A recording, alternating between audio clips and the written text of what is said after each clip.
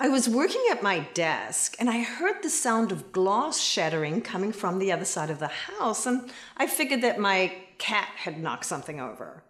So I got up to go and investigate, and next thing I know, I was lying on the cold tile floor of my living room, drifting into unconsciousness when the voice in my head said, "Get up, you've got to get out right now, or you're going to get killed here today and no one's ever going to know what happened to you."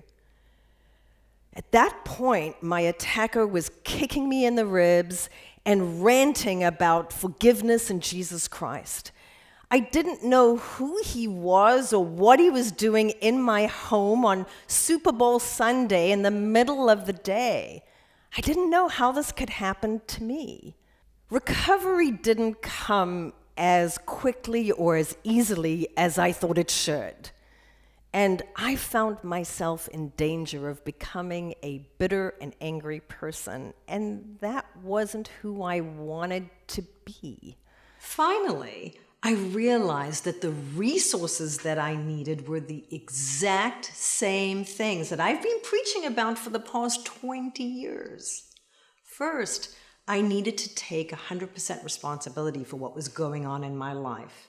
As long as I remained a victim of my attacker, of the healthcare system, of my business partner, I was never going to get out of the hole I was in.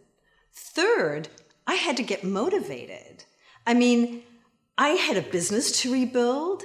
I had to get my health and my strength back, and I was barely able to get myself out of bed in the morning. Fortunately, what you'll discover tomorrow when we do our workshop is that motivation is a learned skill.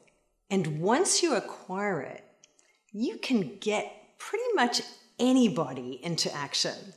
Finally, I had to resolve the conflicts that were going on, those inside of me and those that were going on with other people. And that meant that I needed to be able to look at things from different points of view and face my fear, including facing my attacker. The meeting took place in my lawyer's office, and when I first saw him, I just freaked out. Because in my mind, he had become this 10-foot-tall monster. But when I saw him, he was this fresh-faced young man who had been an Eagle Scout. He was just graduating from college, and he'd been a model student. And here he was, potentially facing a first-degree felony and a life sentence. I couldn't help myself when I saw him. I just blurted out, "Gee, you don't look nearly as scary as you did the last time I saw you." And I could see him starting to shake, and I could feel him starting to break. And suddenly he started to sob uncontrollably in my arms. It was the most profound moment of my life. As we stood there, him crying in my arms and me comforting him, telling him I forgave him, that God forgave him, all the divides between us just disappeared.